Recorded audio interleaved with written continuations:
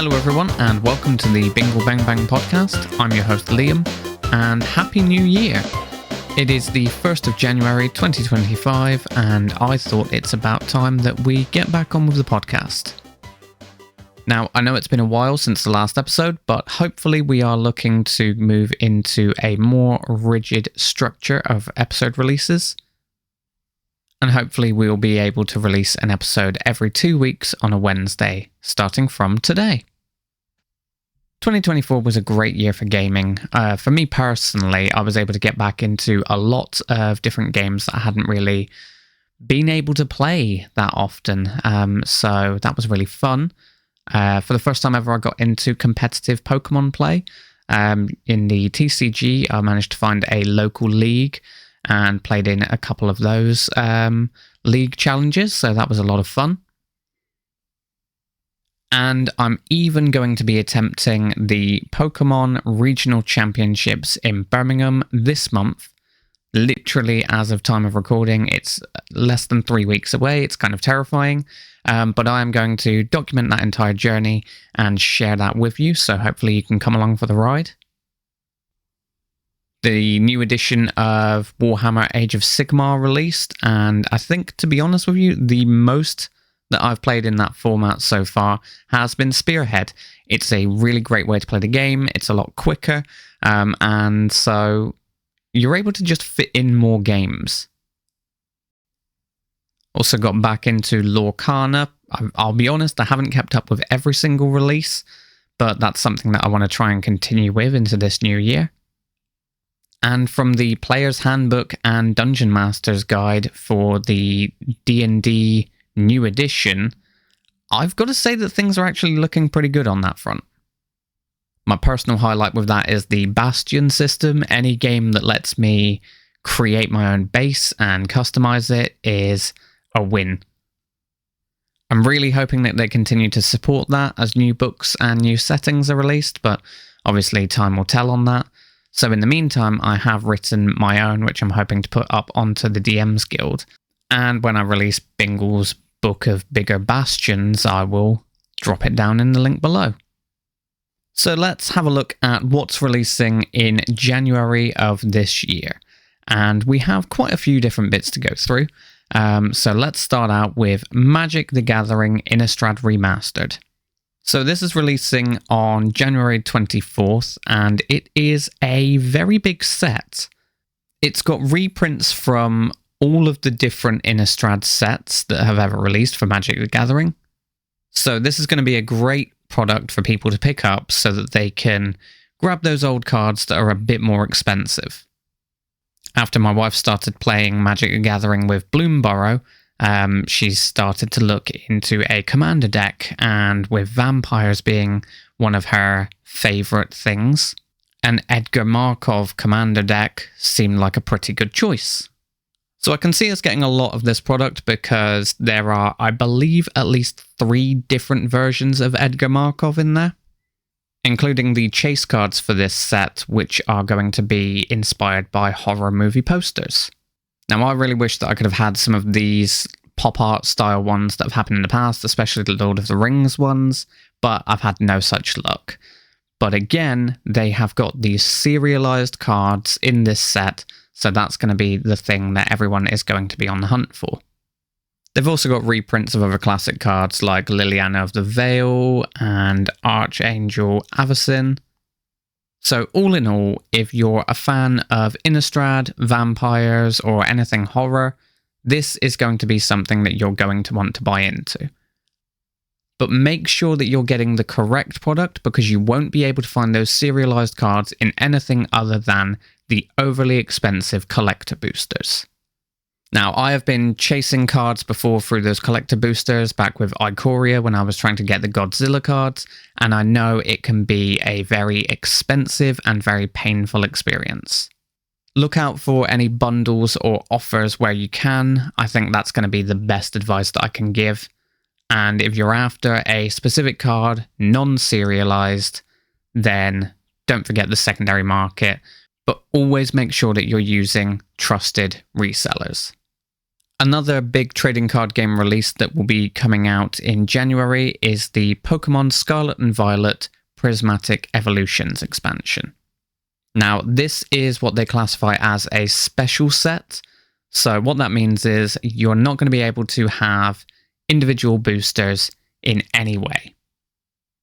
Booster boxes aren't going to be a thing for this. You're not going to be able to get individual packs. You're going to have to buy these different sealed products, and there are a lot of these sealed products that are going to be released throughout the year. So the first wave of these products is going to release on the 17th of January. So the first of these products is the Elite Trainer Box. This is the one that everyone's going to be clamoring for. This is the way that you can get the most booster packs in one go. So it comes with 9 booster packs, and then everything else that you can expect to find in Elite Trainer Box. So that's the card storage box, player guide, the dice and damage token dice, which have a quite nice EV colouring on the damage token ones, poison and burn counters, card dividers, basic energy, some EV card sleeves, and an EV illustration rare promo. There was a Pokemon Center exclusive version of this that you could get as well, but obviously that has sold out a very long time ago. In fact, this whole set is already really difficult to try and track down, so just keep searching around, and good luck to everyone who's hunting for them. The last place that I saw that had any on was Zavi, and then another place to check would be HMV as well in the UK. You can also try and check in with your local card game shops as well, but just remember that a lot of these lists would have already had waiting lists made a long time ago. Next up, we've got the Binder Collection, which comes with 5 booster packs and a binder that features, again, that Terra Eevee on the front. So this is kind of similar to the Mew binder that you could get for the Pokemon 151 set.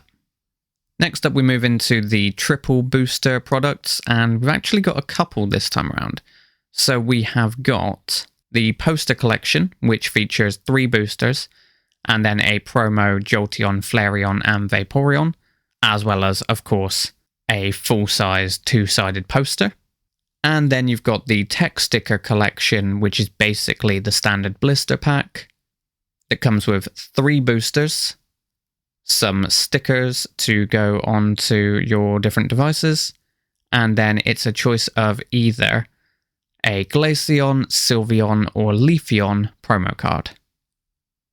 The next items aren't scheduled to be out until February, but that's when you'll get into things like the mini tins and also a surprise box. The surprise box, I think, is probably going to be one of the more popular items because it comes with 1 random promo card featuring Eevee or one of its evolutions.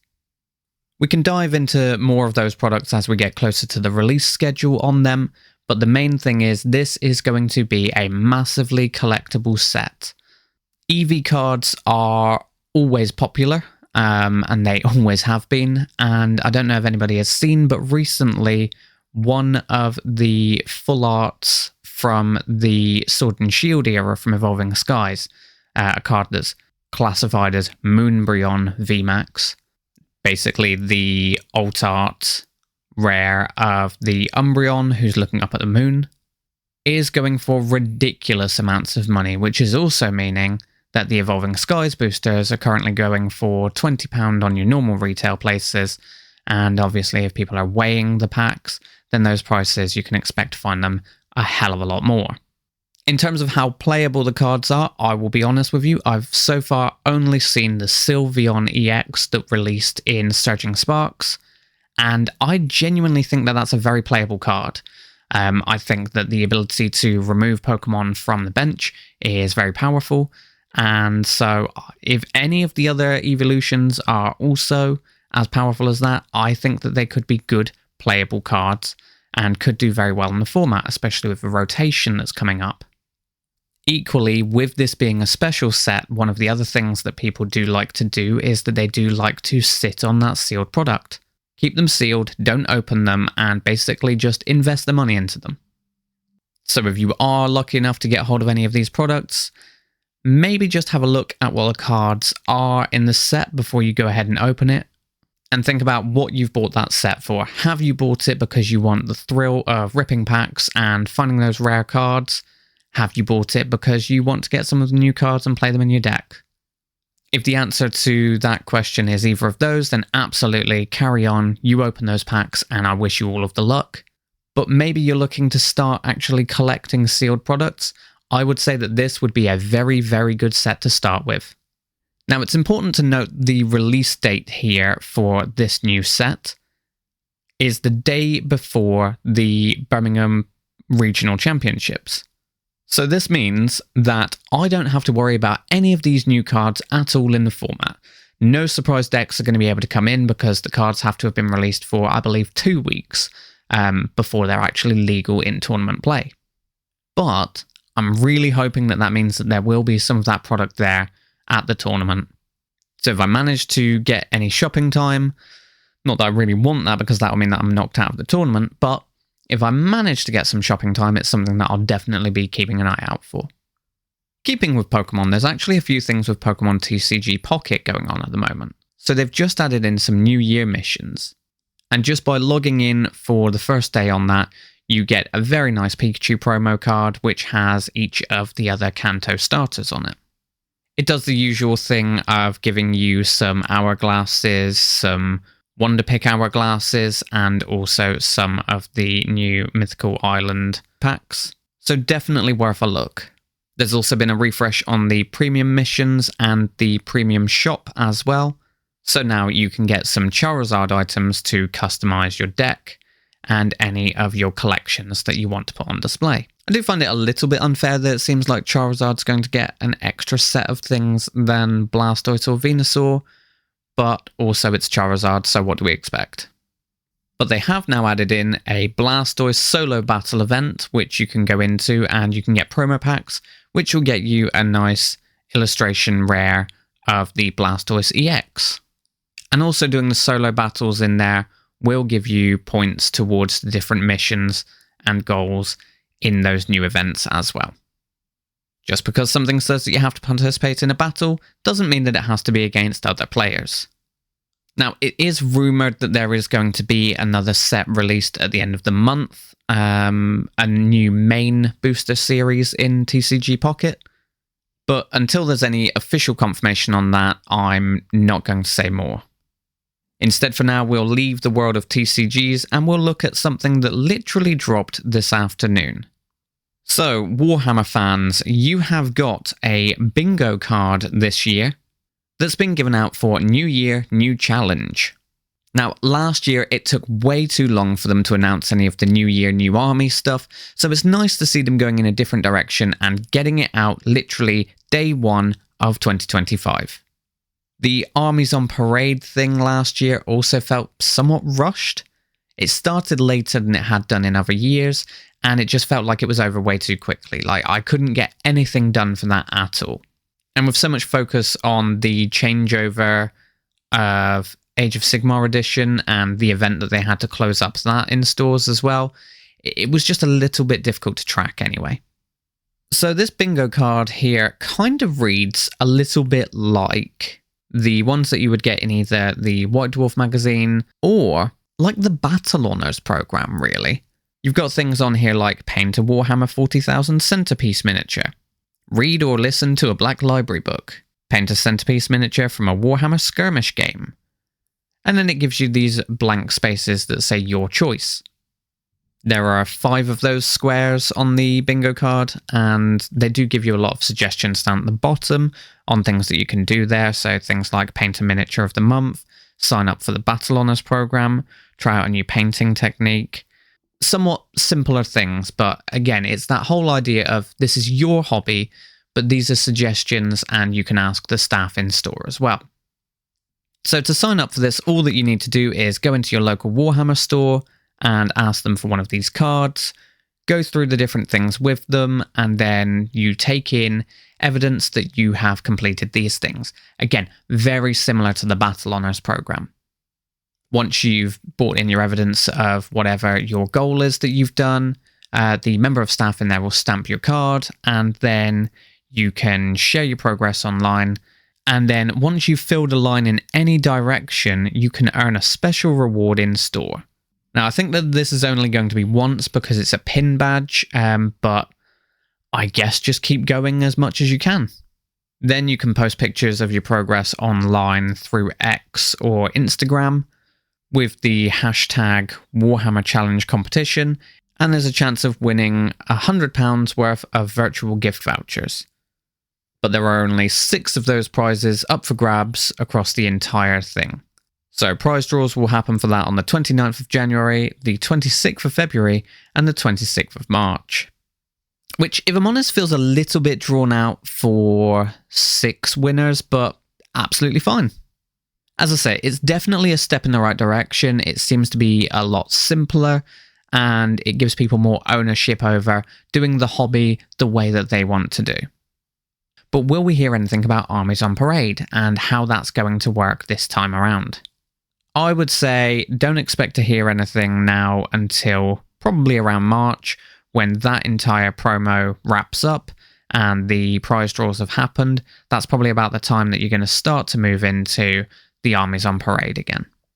Now, I would absolutely love to enter, but I've got way too many different armies that I'm working on at the same time. So I've got my Skaven that I got in the Skaventide box set. I'm still trying to go through my Necrons that I got back into. And then on top of that, I've also still got Nighthaunt left over from the previous Age of Sigmar edition, including annoyingly ones that are now considered legacy models. But that's it currently on my January news and release radar. If anything else does come up, I will absolutely let you know. Please keep an eye on social channels, which you can find in the links down below. And on Wednesday the 15th, I will talk you through all of my prep on how I've been trying to get ready for the Pokemon trading card game Regional Championships. But what have been your gaming highlights of the previous year? Is there anything that you're excited to try out this year? And what's on your release radar? Let me know in the comments. Thank you for listening. Don't forget to like, share, subscribe, and all of those nice things. Take care, and thanks again. Bye bye.